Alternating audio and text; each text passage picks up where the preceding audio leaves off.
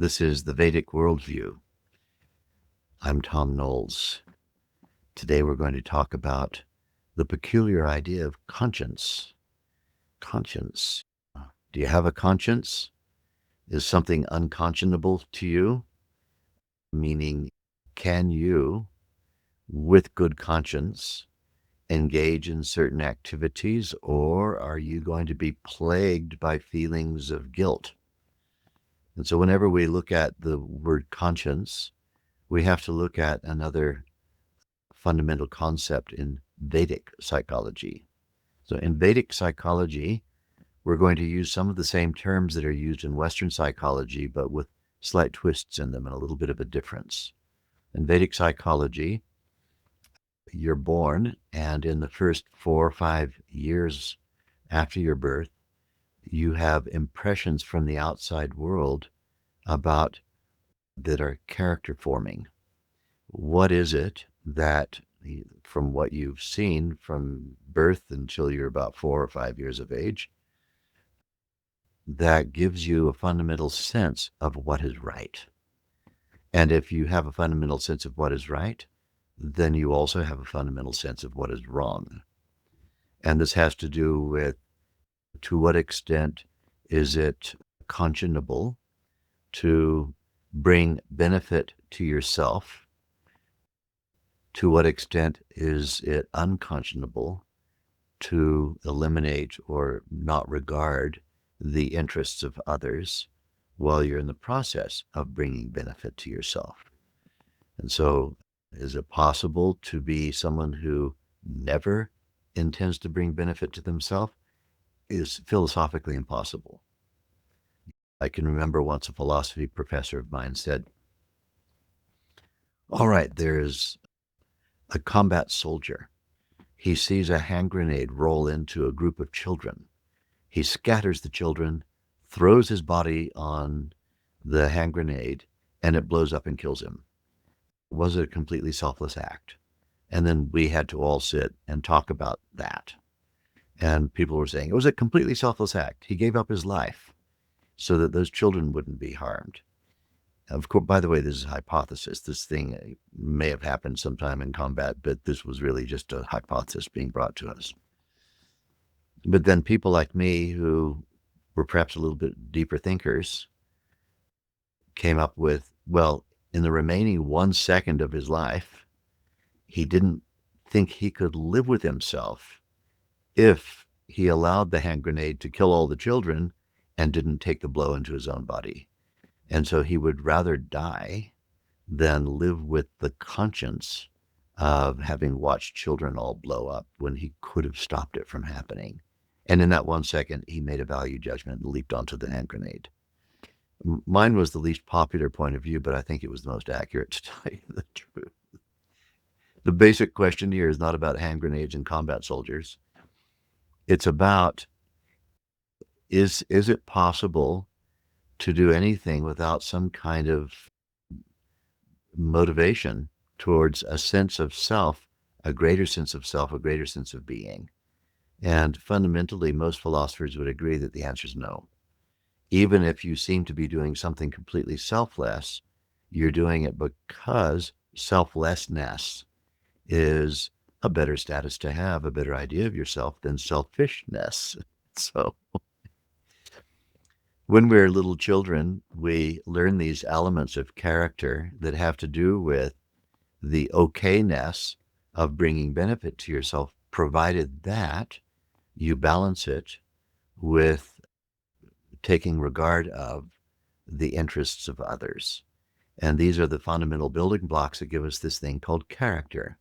What is your character? To what extent do you regard the interests of others to be valuable, not just your own interests? And then, after about the age of 5, this is in Vedic psychology, you use another device of the human psyche to begin the process of delivering your inner character in interaction with the world around you. And that device is known in Vedic psychology as personality. So personality is that which you develop which is the delivery mechanism for your character. Now, as you progress in Vedic psychology, at some point, if you've had the great good fortune of being introduced to Vedic meditation, a new character building phenomenon gets added to the mix.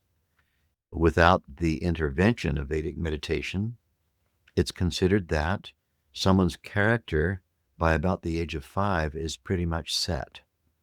Personality can go through changes, but character remains character. And what is character? We'll go back and just touch on that point again.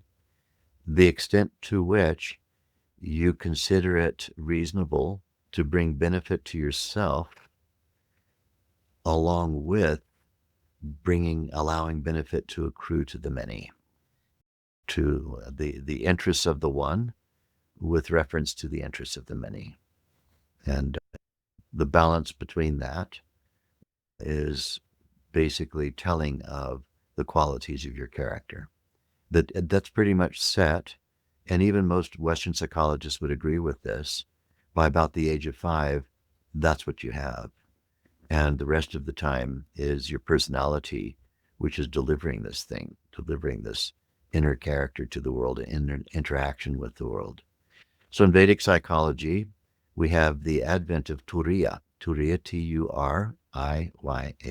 Turiya, which means the fourth consciousness state, the non-waking, non-dreaming, non-sleeping state. Most people experience only 3 states of consciousness. Meditators add a 4th state. And that 4th state is the internal impression. It doesn't come from the outside. It doesn't come from anything you can see, taste, touch, hear, or smell.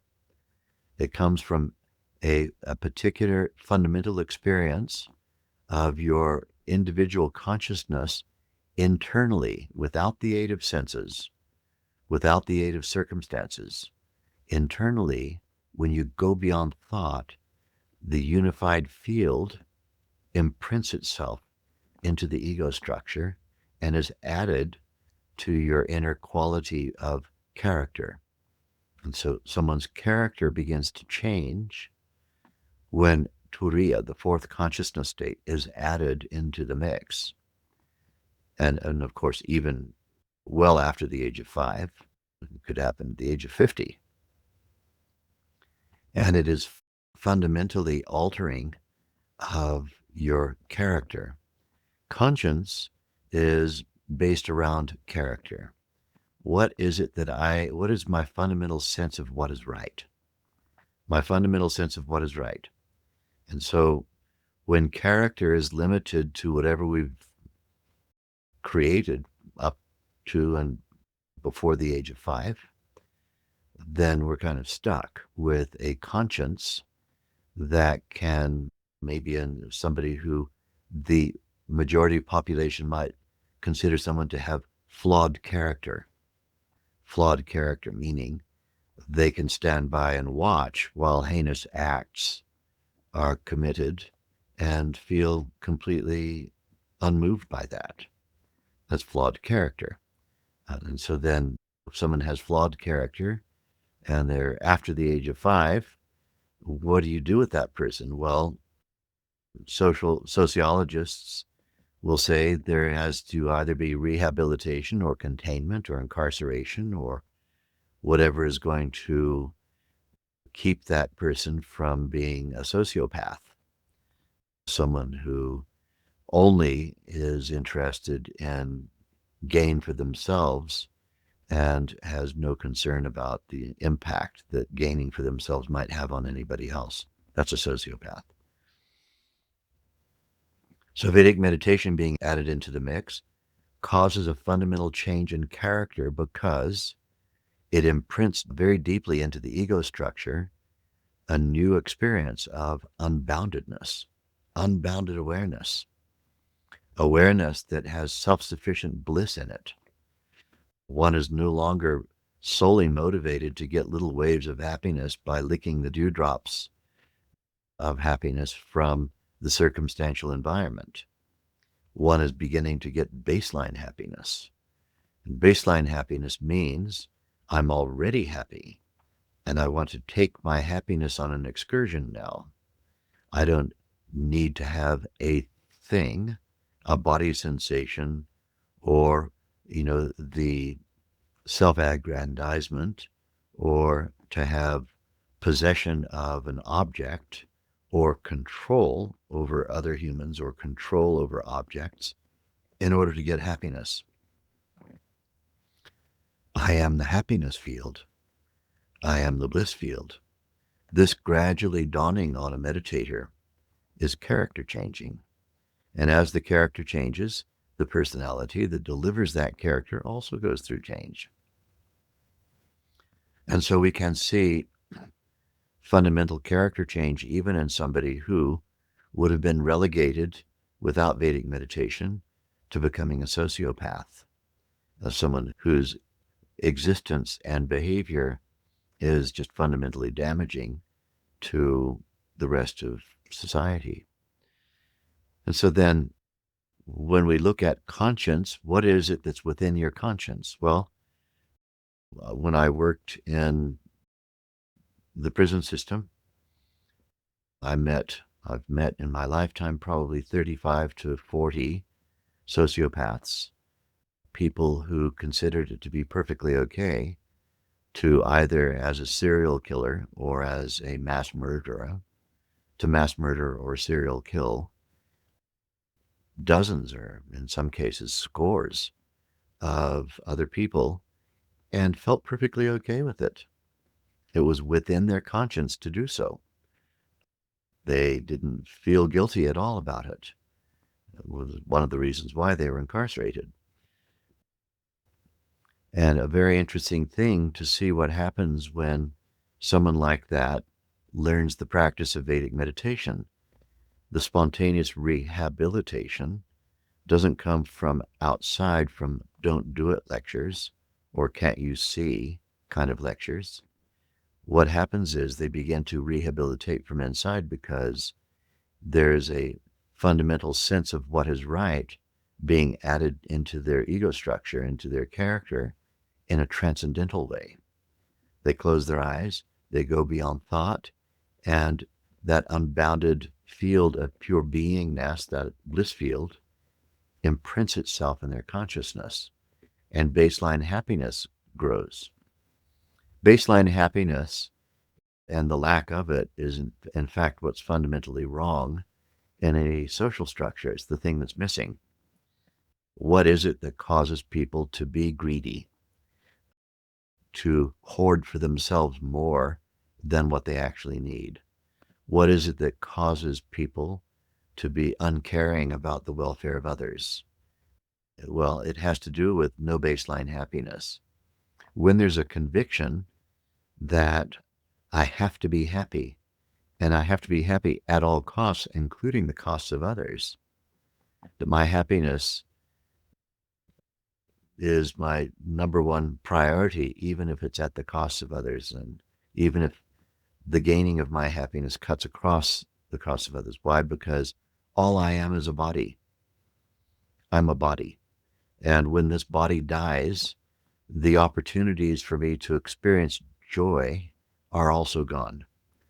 So all I am is a body, and the body is aging, and it's aging second by second, minute by minute. And I'm kind of in a panic to deliver to myself the satisfaction of being totally in control of circumstances, totally in control of others who might, through their behavior or their needs or their wants, cut across my program of just basically getting happy. And, getting happy has to do with hedonism. I have to accrue to myself the largest number of physiological tactile sensations I can get. There's some arguments that, might think somebody wants to possess a car, like a Ferrari that they can drive around with the top down. It's not actually the car they want. A psychologist like me would say they want to have the sensation of riding in the car. Just knowing the car is there is no good. They want to actually have sensations. There are some psychologists, and I rather agree with them, who would argue that all anybody's really looking for is a bunch of tactile sensations. What is the sensation of hearing people say yes to you all the time when actually they want to say no, but they're afraid to? But they say yes to you because you have a kind of commanding presence that maybe you even exert fear-based administration on them, and consequently, they only ever say yes. So somebody who has within their conscience structure the capacity to do a thing like that, to administer fear-based administration in order to get what they want, is doing so because of an identity crisis. What is their identity crisis? Their fundamental existential crisis is, I'm only a body, and I can see all these bodies die. And we can also see people who put a lot of attention on, I'm not going to die in this modern age. There are technologies that are being experimented with that are supposed to make your body live forever, or live for a long, long, long time. Physiological extension, so that maybe I'll have 130 years, maybe I'll have 150, maybe I'll have 300 years. Maybe I can dispense with this body altogether, keep my consciousness alive in a computer-driven nervous system. But if you still have this idea that happiness is through the acquisition of sensations, happiness is through the acquisition of what is control. Control is, I get to have all the sensations I want, and I don't have to listen to you. That's why people control. They don't want to have to listen to anybody else or their interests or their needs. They want to get those sensations for themselves anytime they want, whenever they want them. And so this kind of addiction to body sensations is the baseline unhappiness that gives people a sense of all they can do to get all the sensations they need to get by controlling. So let's hypothetically think about it. You could have your consciousness survive for 300 years or 400 years or 500 years, and then you're going to die. There's, at what point are you going to reach satiety, fancy word for satisfaction? At what point will you reach satiety? At what point will you experience the supreme inner contentedness, the beatific state? Is it going to be only after accumulating 500,000 physiological sensations that you have total control over and that you can administer anytime? It is a very addictive mentality if that's the case, and there's no end to it. What's the basic idea that typifies an addict? I want an infinite amount of everything right now. That's the addict mentality. I want an infinite amount of everything right now. And there are limits, because of the relativities of the world, to our ability to have an infinite amount of everything right now, if the only mechanism by which we're going to do that is a body and a physiology. You can, in fact, experience infinite bliss, but it's not going to come through your senses and their contact with the outside world. The desire to experience infinity can be satisfied through the practice of Vedic meditation, in which you transcend sensory experience and experience oneness with the supreme inner contentedness of the unified field itself. And when you do that, and you awaken and stabilize baseline happiness, you don't have to be a control freak anymore. You don't have to attempt to govern the experiences of others anymore. You don't just have access to the happiness, you have become the happiness. You've become it. You are the supremely content, unified field of consciousness. And anything that's added to that is a plus. I am the absolute supreme inner contentedness bliss field, plus I get to chew on a nice piece of sourdough toast with butter and tahini on it. So I have bliss plus tahini. I have I have bliss plus being able to go to a movie. I have bliss plus hanging out with my friends. But my bottom line is I have bliss. If for some reason the friends aren't here, I've still got the bliss. If for some reason the sourdough toast and the tahini and butter aren't here, I still have the bliss. If for some reason the movies get canceled, I still have the bliss. My minimum position is absolute bliss. Anything else is an add-on. And because of that, one doesn't need to turn into an egregious control freak who,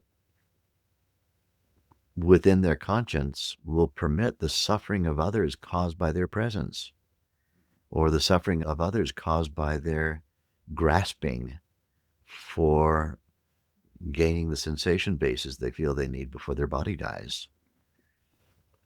Ayurveda is the science of self-health care that is promulgated by the Vedic worldview. Ayurveda is a branch of Vedic science, which teaches us how to have a quality of life which provides us with, and here's the adjective, relevant longevity.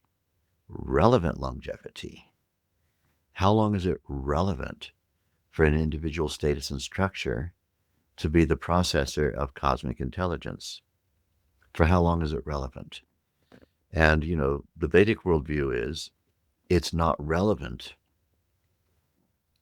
in almost all cases for a human body to go on being the repository of resources for beyond a certain number of years. It's just not relevant. Why is that? There's no succession. When you have people who are hoarding longevity because they're convinced that they want to continue on being big influencers and being controllers of others and being controllers of resources, there's something fundamentally wrong with the entire mentality of that, because it cuts across the interests of those who cannot succeed into, there's no succession, into the status of being someone who is a leader of community. And so in order for succession to occur, there has to be limits on longevity. And, without limits on longevity, there's no succession. There's no transference of property titles or intellectual property titles or land titles. There's no succession. No succession means no evolution. Evolution is death dependent. It's absolutely dependent on cells dying in your body and being replaced by new fresh cells. And then the entire cell mass dying and giving rise to a vacancy for succession for the next generation. And so evolution, in one regard, is body death dependent. And so then, those who have it within their conscience, the idea that they're going to use modern technology to keep their crusty old consciousness alive forever and ever and ever, so they can continue hogging down and hoarding resources and bossing people around. This is not the Vedic worldview. Vedic worldview is become one with the totality consciousness. When you become one with the totality consciousness, you have it all, baby. You have it all. You are everything. And when you are everything, when aham brahmasmi, when I am totality, the Sanskrit phrase for that is aham brahmasmi, then I'm not a controller or a hoarder anymore. And I have a great conscience. So conscience is a reflection of character, and character is limited without the practice of Vedic meditation. So conscience is also usually a little shabby. And with the practice of Vedic meditation, conscience improves because one's neediness is not so egregious. Jai Gurudev.